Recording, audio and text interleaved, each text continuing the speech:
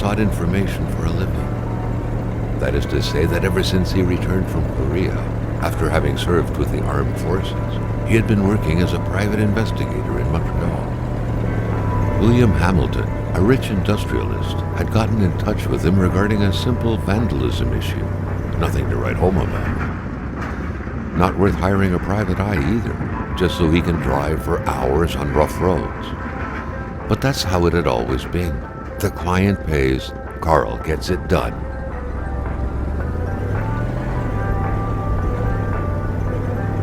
They had set up to meet at the general store, his client's business.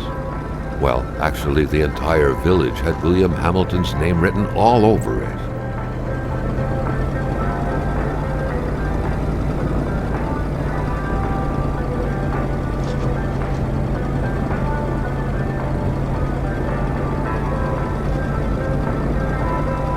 When the roads were bad, muddy, or snowed in, it was customary around these parts to close them off. But it was also customary to ignore those signs entirely and drive there anyway.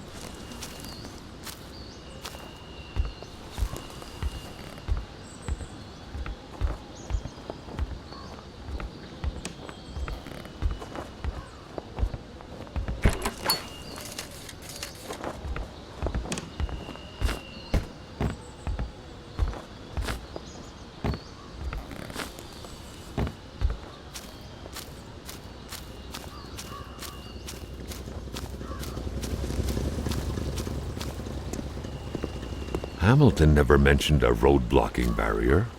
Why was it needed here in the back of Beyond? That would, however, be a mystery for another day. Carl had waited long enough for someone to come and raise it. Still not a soul in sight. There was no point in waiting any longer. Carl had to figure this one out by himself. Hamilton is waiting for Carl in the general store. It was time for him to get down to business. William Hamilton enjoyed a lavish country house built in the very heart of the northern forests, not too far from here. The local populace was divided when it came to the affluent man. Some saw a wealthy philanthropist dedicated to improving the region's economy. Others an aging Englishman who would do anything to further his fortunes. And those ones hated him enough to go on about scheming against him. Hamilton had recently acquired a few local businesses, but the last straw was the reopening of a mine, which gave rise to a wave of protests and threats from the Cree people. Given these circumstances, Carl reckoned that a good number of people must be feeling compelled to oppose Hamilton in one way or another. So far, only the industrialist's house had been a target, but soon enough, Carl thought, the target would become the man himself.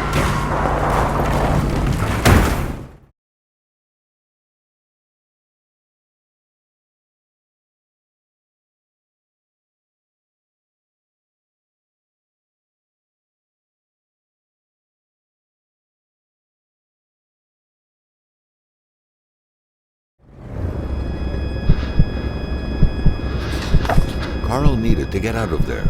The cold and the pain required urgent care.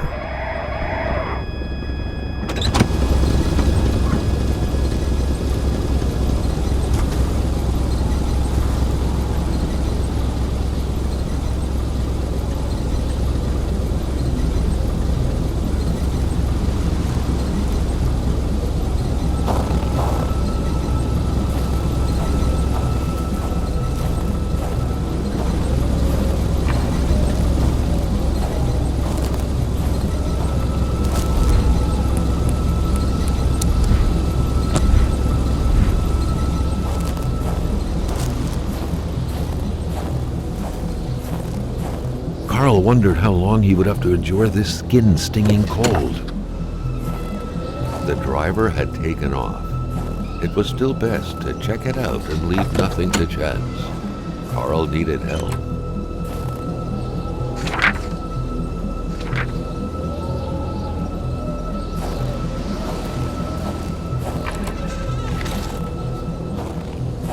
This deep in the country, his last hope was to find an abandoned garage or a farm by the roadside.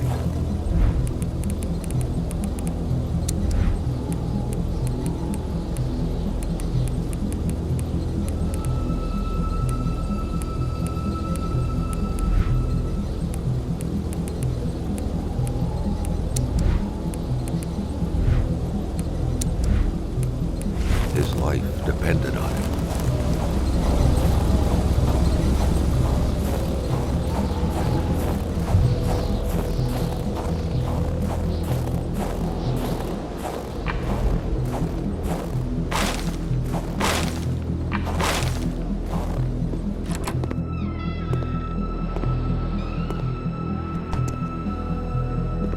Even better than he had hoped. Carl Faubert had succeeded once more, and was now on his way to new adventures.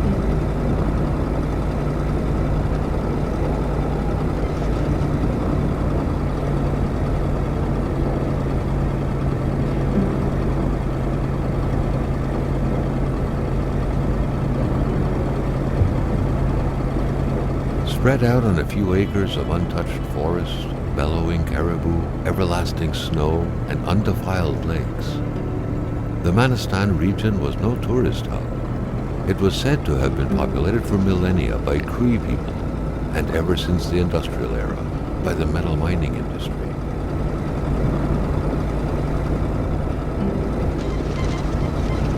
The truck was running on fumes. Good thing that the general store was close by.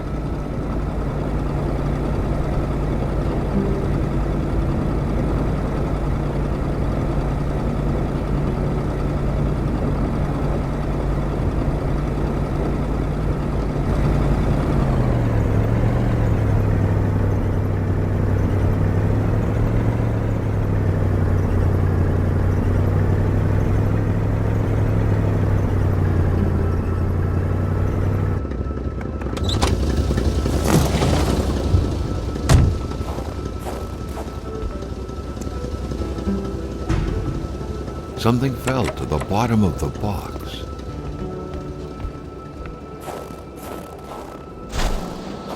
Maintaining his composure, Carl recalled something from his military training. Wolves always stay away from populated areas. Wait, was it about bears?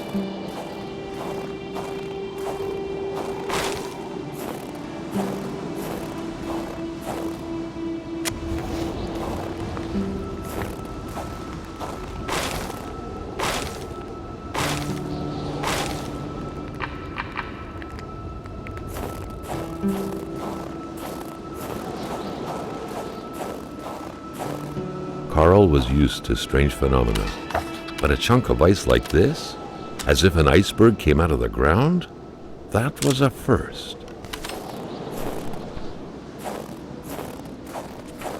Prince? Carl found a surprise at every turn.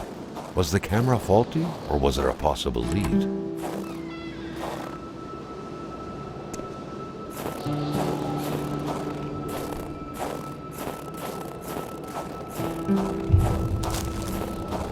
Carl felt that the store and its surroundings still held their secrets, and he didn't like to miss out. Out.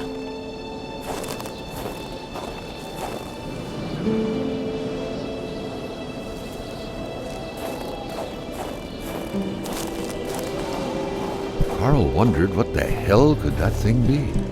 It looked like a man fossilized in ice.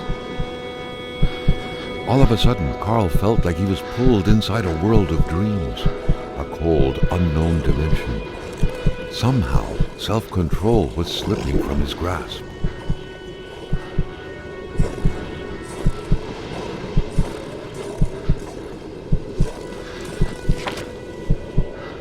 To all appearances, this was a hunting log. Better yet, a war diary.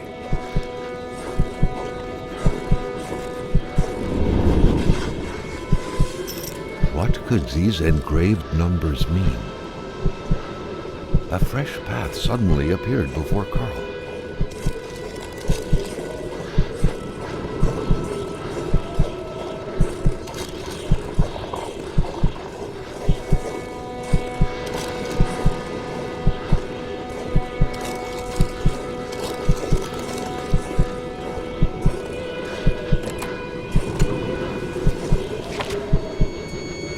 Carl had that feeling you get when you immerse your frozen hands in hot water. What happened? Now at least he knew who the unfortunate man petrified in ice was. Gilles Lachance, the general store's manager himself.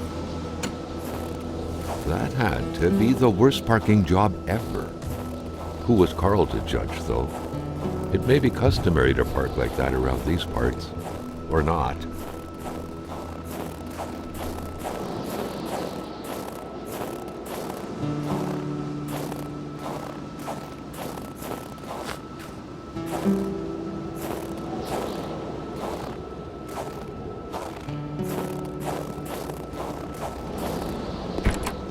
A milkman had to drive by every week to fill the bottles.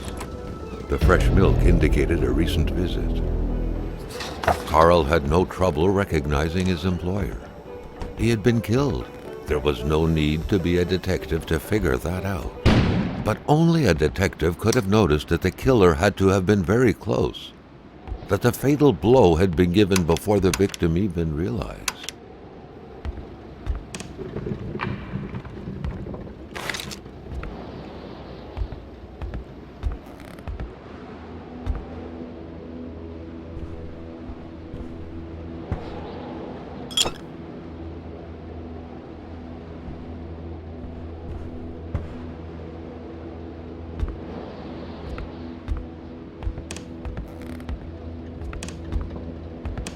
A radiator without power is as good as a wood stove without logs.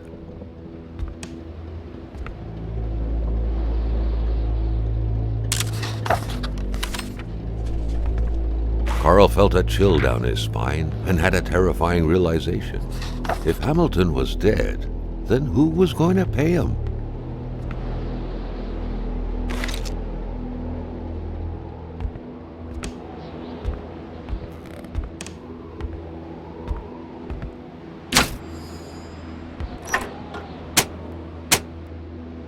The note explained that the garage and the store couldn't be supplied with electricity at the same time.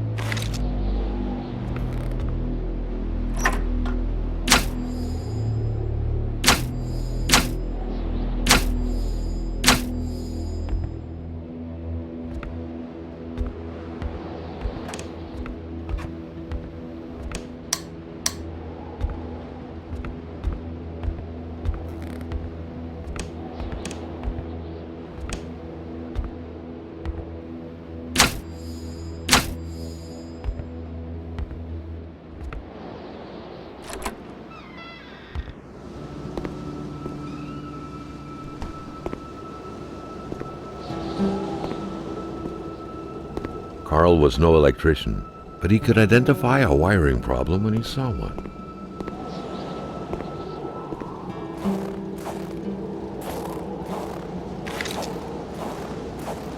Carl, ever diligent in his work, always carried his log on him, in which he scribbled down thoughts and leads alike during the course of his investigations.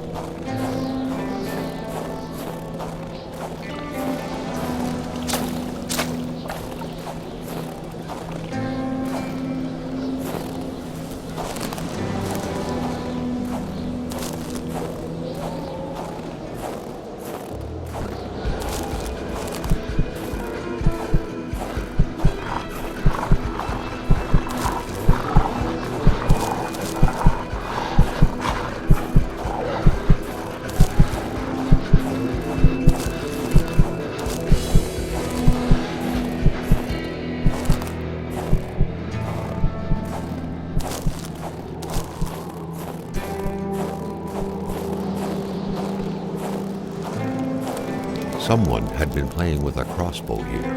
A very dangerous game. A bolt could hit someone's tire or their eye. It could even kill someone if the aim was right.